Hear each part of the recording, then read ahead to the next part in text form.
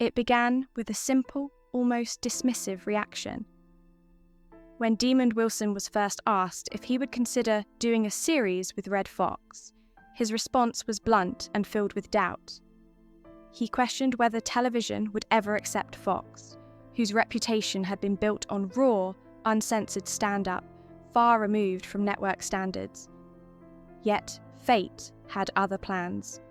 That unlikely pairing would soon become one of the most iconic duos in television history.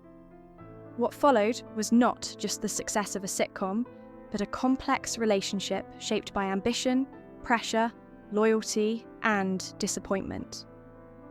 Decades later, when Red Fox passed away and Wilson was absent from the funeral, fans were left confused and hurt. Rumours took over the narrative, often ignoring the emotional complexity behind real human relationships.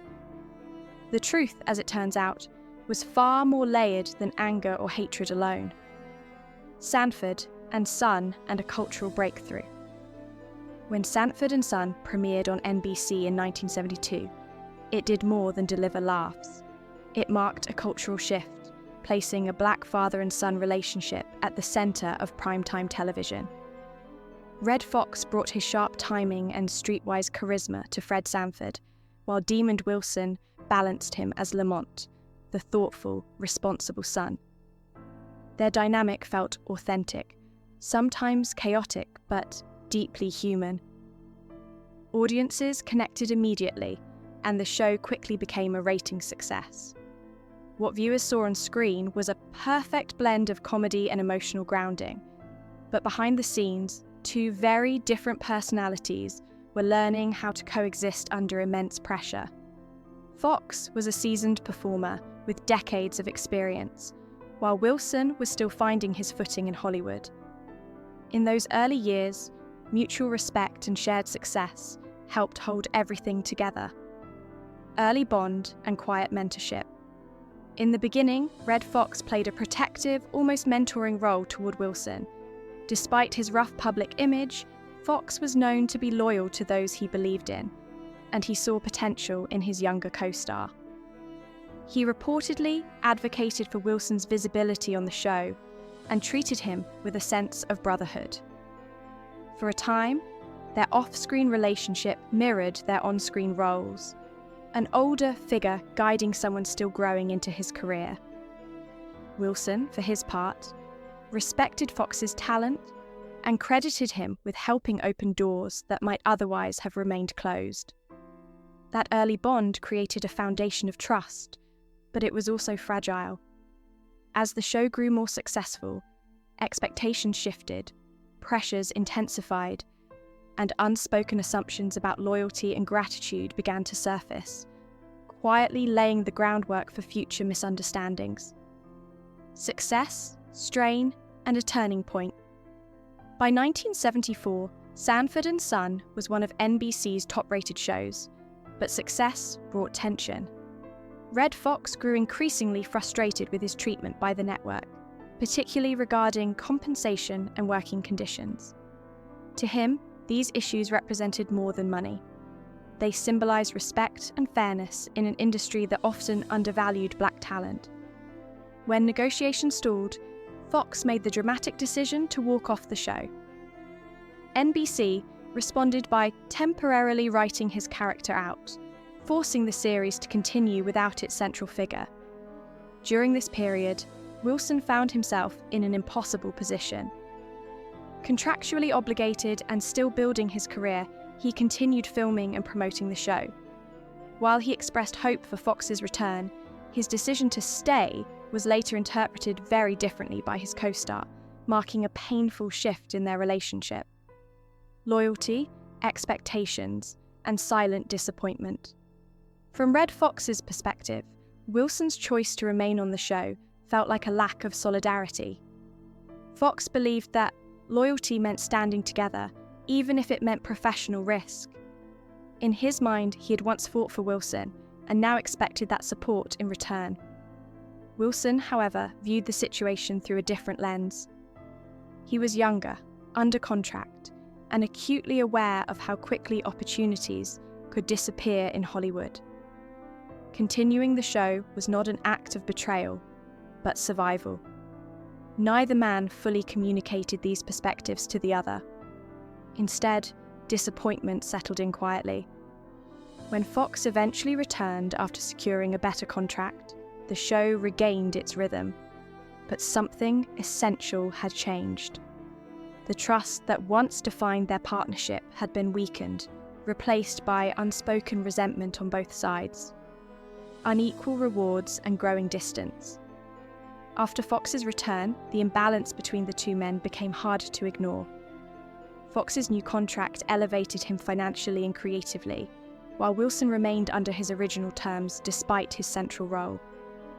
For Wilson, this disparity felt discouraging, especially after carrying the show during Foxx's absence. At the same time, Foxx was asserting more control over creative decisions, often leaving Wilson feeling sidelined. These differences did not erupt into public conflict, but they created emotional distance. Conversations became brief, interactions strictly professional. What had once been warmth and camaraderie slowly faded. Both men felt misunderstood, each believing the other failed to recognize his struggles. The set grew tense, and although their performances remained strong, the bond that once fueled their chemistry was no longer present behind the scenes. The end of an era and permanent separation. When Sanford and Son ended in 1977, it closed one of television's most influential chapters, but it also marked the final break between Red Fox and Demon Wilson. Once the cameras stopped rolling, so did their relationship. Foxx returned to stand-up and new television ventures, while Wilson began distancing himself from Hollywood altogether. Neither man made meaningful efforts to reconnect. Over time, the silence became permanent. Their shared history remained frozen in reruns and memories, untouched by reconciliation. Fans continued to celebrate Fred and Lamont, unaware of how fractured the real-life relationship had become.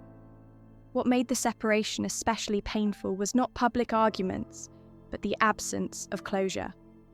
The partnership ended not with resolution, but with quiet distance, leaving unanswered questions that would linger long after the show's final episode aired. Faith, withdrawal, and different paths. In the years following the show, Wilson experienced a profound personal transformation.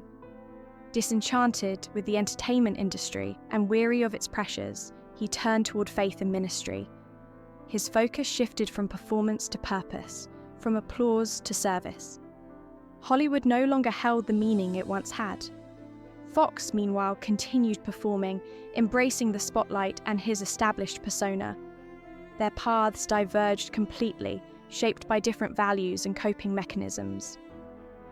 When Foxx passed away in 1991, Wilson did not attend the funeral, a decision that stunned fans, but reflected the reality of their estrangement.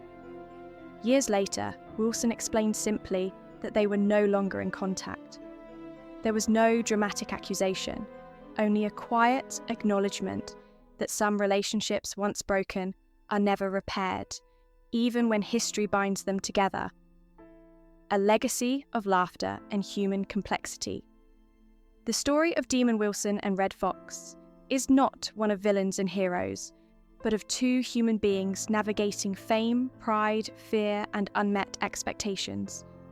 Together, they created something timeless, a show that broke barriers and brought joy to millions. Apart, they carried wounds that never fully healed. Their feud, often exaggerated by rumour, was rooted less in malice and more in miscommunication and unresolved disappointment. While fans may wish for a different ending, their story serves as a reminder that success does not guarantee harmony, and talent does not erase human fragility. What endures is the legacy of Sanford and Son, a testament to what they achieved together, even if they could not walk the final stretch of the journey side by side.